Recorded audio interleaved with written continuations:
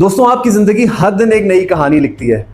क्या ये कहानी आपके कंट्रोल में है या हालात आपकी कहानी लिख रहे हैं और आप देखते जा रहे हैं। स्टीफन कोवे की एक किताब जो दुनिया भर में मशहूर है, जिसका नाम है 7 habits of highly effective people.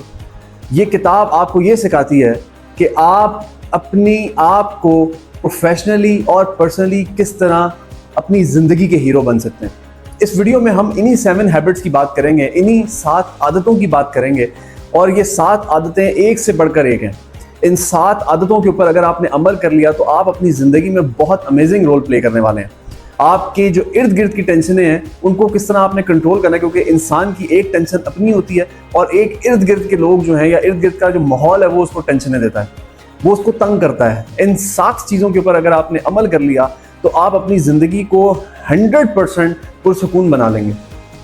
तो बिना टाइम ज़ाया किए हम इन 7 आदतों को देखते हैं कि आदतें क्या हैं और हमें क्या सिखाती हैं। सबसे पहली चीज़ कि आपने प्रोएक्टिव बनना है। बी प्रोएक्टिव, सबसे पहली चीज़, and that is very important कि आपने प्रोएक्टिव बनना है। अब प्रोएक्टिव में और रिएक्टिव में क्या फ़र्क होता है कि आपने रिएक्ट नहीं करना एकदम से, लेकिन आपने प्रोएक्टिव बनना है। आपने अपनी फेलियर्स की, अपनी सक्सेस की खुद जिम्मेदारी उठानी है। आपने लोगों को ब्लेम नहीं करना। आप लोगों को ब्लेम करते हैं कि फलाने की वजह से मेरा ये हो गया, फलाने की वजह से मेरा ये हो गया। ज़िंदगी में याद रखिएगा, कोई भी चीज़ किसी की वजह से नहीं होती, आपके डिसीजंस की वजह से होती है। आपके डिसीजंस अच्छे होते हैं तो आपकी ज़िंदगी अच्छी होती है, और आप अपने डिसीजंस की जिम्मेदारी उठाते हैं तो ये प्रोएक्टिव अप्रोच होती है। तो आपने ज़िंदगी में अपने डिसीजंस, अपनी ज़िंदगी की खुद रिस्पॉन्सिबिलिटी लेनी है। मैं हमेशा एक बात कहता हूँ कि this life is 100% your responsibility. No one will come and save you in your life. कोई नहीं आएगा आपको बचाने के लिए। ये जिंदगी आपकी 100% रिस्पॉन्सिबिलिटी है। इसी बुक में स्टीफन कोवे एक बात कहता है कि you are not the product of your circumstances, you are the product of your decision. कि आप हालात के बनाए हुए बंदे नहीं होते, आप अपने डिसीजंस के बनाए हुए बंदे होते हैं। दोस्तों, दूसरी चीज कि आपने जिंदगी में जो भी काम शुरू करना है उसको इख्तिताम तक पहुंचाना है। आपने एक विजन सेट करना है कि ये जो आप काम कर रहे हैं इसका एंड क्या होगा, और आपने उस काम को उस एंड तक पहुंचाना है। दिलेर आदमी की ये निशानी होती है कि जब वो किसी काम में को हाथ डालता है तो वो उसको एंड तक पहुंचाता है। आपने कोई काम बीच में छोड़ के नहीं चले जाना, आपने उसकी आखिरी मंजिल, आखिरी डेजिग्नेशन तक पहुंचाना है। मिसाल के तौर के ऊपर अगर मैं आपसे कहता हूं कि बस आप गाड़ी पकड़ें और चल पड़ें, जब आपको अपनी मंजिल ही नहीं पता तो आप कहाँ चलेंगे, आप भटकते रहेंगे। अगर आपको मैं ये कहूँगा कि यहाँ से आपने लाहौर जाना है तो आपकी जो मंजिल है वो लाहौर होगी, आपका इख्तिताम लाहौर पे जाके होगा। तो जो भी काम करें उसका इख्तिताम लाजमी करें, उसको बीच में नहीं छोड़ के जाएं।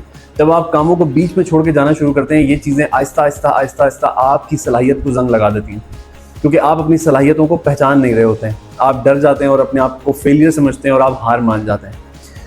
तीसरी चीज़ कि जो सी चीज़ इंपॉर्टेंट है उसको पहले रखें। Put first thing first. लोग टाइम मैनेजमेंट करते हैं, लेकिन मैं कहता हूँ कि आप अपनी प्रायोरिटीज़ को मैनेजमेंट करें। आप अपनी प्रायोरिटीज़ की मैनेजमेंट करें। आपको इस चीज़ के अंदर फ़र्क पता होना चाहिए कि what is important and what is urgent. क्या चीज़ ज़रूरी और क्या चीज़ फ़ौरन करनी है, आपको इस चीज़ में फ़र्क पता होना चाहिए। तो आपने हमेशा फोकस करना है कि what exactly the important in your life. दुनिया में जितने भी कामयाब तरीन लोग हैं वो अपने दिन का आगाज़ हमेशा अपने इंपॉर्टेंट काम से करते हैं। वो अपने काम को प्रायोरिटी करते हैं, वो अपनी प्रायोरिटीज़ को सेट करते हैं, और जो चीज़ उनके लिए बहुत इंपॉर्टेंट होती है वो उसको पहले करते हैं। बिला वजह लोगों के ऊपर टाइम ज़ाया नहीं करते। दोस्तों, चौथी चीज़ और वो ये है कि आप थिंक विन विन। आपने जीत को सोचना है। ज़िंदगी एक दौड़ नहीं है, ज़िंदगी एक मुकाबला नहीं है जिसमें हर कोई जीतता है। ठीक है, ऐसा नहीं होता कि हर इंसान जीत रहा होता है ज़िंदगी में। आपने अपने साथ लोगों को लेके चलना है, आपने विन विन सिचुएशन करनी है। आपकी जो जीत है वो आपके घर वालों की जीत हो, आपकी जो जीत है वो आपके क्लोज फ्रेंड्स के लिए जीत हो, राइट। आप अगर कोई अच्छा काम कर रहे हैं, आप किसी ऑफिस में आपके जो कुलीग हैं उनकी जीत हो, एक टीम वर्क आप करते हैं, तो आपके पास एक विन विन सिचुएशन होनी चाहिए कि आप जो है वो अपने साथ दूसरों को भी लेके चलें। आपका बिजनेस हो, आपका टीम वर्क हो, आपके रिश्ते हो, इन सारी चीज़ों को आपने एक विन विन माइंडसेट के साथ लेके चलना है। दोस्तों, 5वीं चीज़ है और वो ये है कि आप बोलने से पहले सोचें। आप सीखें फिर कुछ सिखाएं। हम सुनना नहीं चाहते लेकिन हम बोलना ज़रूर चाहते हैं। तो आपने पहले सुनना है, चीज़ों को समझना है। First you understand then understood, कि आप पहले सीखें और फिर दूसरों को सिखाएं।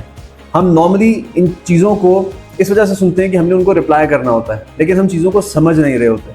तो जब आप चीज़ों को समझ के रिप्लाई करना शुरू करेंगे, सुन के रिप्लाई करना शुरू करेंगे, तो आपके मुंह से कोई ऐसी बात नहीं निकलेगी, कोई ऐसे अल्फाज नहीं निकलेंगे जो आपके लिए कल को मुसीबत बन सकते हैं। लोग बगैर सोचे समझे बहुत कुछ बोल जाते हैं और उसके बाद वो अपनी अल्फाज के ऊपर, अपने जुमलों के ऊपर जो है वो माफिया मांग रहे होते हैं। तो हमेशा पहले सोचें, समझें, सिचुएशन को समझें, उसके बाद बात करना सीखें। जब आप ये काम करेंगे तो आपकी ज़बान से बहुत सारे, आप कह लें कि जो प्रॉब्लम्स हैं वो सॉल्व हो जाएंगी। दोस्तों छठी चीज़ और वो ये जिसको हम कहते हैं सिनर्जीज, राइट, कि आप लोगों के साथ मिलके, एक टीम वर्क के साथ मिलके चलें। आपका कोई बिजनेस है, आपका कोई कुलीग है, आप जॉब कर रहे हैं, आपकी एक टीम है, अपनी टीम को साथ लेके चलें। उसमें नफसा नफसी नहीं लेके आएँ। 1+1=11। जब आप टीम वर्क होता है तो आपकी प्रोडक्टिविटी इंक्रीज हो जाती है। तो आप अपने आप और अपने माइंडसेट को इस काबिल बनाएं कि आप टीम वर्क के साथ काम कर सकते हो। यहाँ पे प्रॉब्लम ये है कि अगर कोई बंदा टीम वर्क में काम करना चाहता है तो वो अपने आप को पता नहीं क्या चीज़ समझ लेता है कि मैं सबसे ऊपर हूँ, ये बाकी सबसे नीचे हैं, और वो अपनी एक एरोगेंस में और अपनी एक वो जो है ना स्वैग में फिर रहा होता है कि जी मैं बॉस हूँ और मैं ये हूँ और मैं वो हूँ। तो आपने इस अप्रोच के साथ नहीं चलना कहीं पे भी, बेशक आप बिजनेस में हैं, अपनी प्रोफेशनल लाइफ में, पर्सनल लाइफ में, घर में। आपने इस चीज़ को नहीं समझना कि you are everything and you are बहुत बड़ा तुरखम खान। नो, ये इस माइंडसेट के साथ अगर आप चलेंगे तो आपकी तबाही है। आपने आजिज़ी लेके आनी है अपनी ज़िंदगी में। आप लोगों को साथ पकड़ के लेके चलें। लोग आपसे बात करने के लिए तरसें, लोग आपसे कुछ सीखने के लिए आपके पास आएँ। इस माइंडसेट के साथ अपनी ज़िंदगी गुजारनी है। आखिरी चीज़ और वो ये है जिसको हम 7 पॉइंट कहते हैं, और वो ये है कि रोज़ाना अपने आप को रिफ़्रेश करें, रोज़ाना अपने आप को रीओपन करें। रोज़ाना अपनी सलाहियतों को, अपनी मेंटल हेल्थ को, अपनी फिजिकल हेल्थ को, अपने इमोशंस को रोज़ाना की बेस के ऊपर रिफ़्रेश करें। एक्सरसाइज करें, अपनी मेंटल हेल्थ को बेहतर करें, चीज़ों को अच्छे तरीके से सोचने की कोशिश करें, चीज़ों को प्लान करने की कोशिश करें, चाहे वो आपका घर हो, चाहे वो आपका बिजनेस हो, चाहे वो आपका ऑफिस हो, कुछ भी आप कर रहे हैं, कोई भी वर्क प्लेस है, आपकी होम प्लेस है, वर्क प्लेस है, उसमें आपने अपने माइंडसेट को हमेशा रोज़ाना की बेस के ऊपर रिफ़्रेश करना है। आप लर्निंग करें, आप अपनी मेंटल हेल्थ को बेहतर करें, आप अपनी फिजिकल हेल्थ को बेहतर करें, ताकि रोज़ाना की बेस के ऊपर आप अपना एक न्यू वर्जन जो है वो खुद से देख सकें। तो दोस्तों ये 7 आदतें आपकी ज़िंदगी को बदल देंगी। ये स्टीफन कोवे की सिर्फ एक किताब नहीं है, ये एक लाइफस्टाइल है, एक माइंडसेट है। ये पूरी किताब का निचोड़ मैंने आपको इस 5-7 मिनट की वीडियो में बता दिया। तो इन 7 आदतों को आप ज़रूर अपनी लाइफ में इम्प्लीमेंट करें और मुझे कमेंट में बताएं कि इसमें सबसे पहली आदत कौन सी है जो आप अपनी ज़िंदगी में अडॉप्ट करना चाहेंगे। वीडियो अगर पसंद आई हो तो इसको ज़रूर शेयर करिएगा, कमेंट्स करिएगा, लाइक करिएगा, चैनल को ज़रूर सब्सक्राइब कर दीजिएगा, ताकि इन फ्यूचर आपको इस तरह की मज़ीद लर्निंग वीडियोज़ जो हैं वो पहुँचती रहें और आपका और मेरा साथ, ये वीडियो का जो साथ है, सिलसिला है, ये चलता रहे। बहुत शुक्रिया। See you in the next video इंशाल्लाह।